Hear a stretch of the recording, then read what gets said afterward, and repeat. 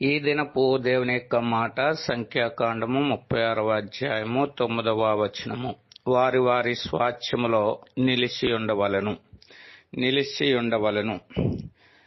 దేవుడు ఇశ్రాయేలుకు చెప్పినటువంటి మాట, ఎవరి గోత్రపు స్వాస్థ్యములో వారు నిలిచి ఉండాలని తెలియజేసినటువంటి వాడు ఉన్నాడు.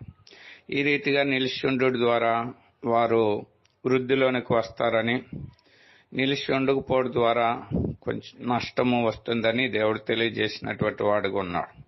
ఆ దినాల్లోనే కాదు, ఈ దినాల్లో కూడా దేవుని యొక్క మార్గాల్లో లేకపోతే దేవుని సన్నిధిలో మనము కూడా నిలిచి ఉండడం ద్వారా దేవుని యొక్క ఆశీర్వాదాన్ని మనం పొందేటటువంటి వారంగా ఉంటాం.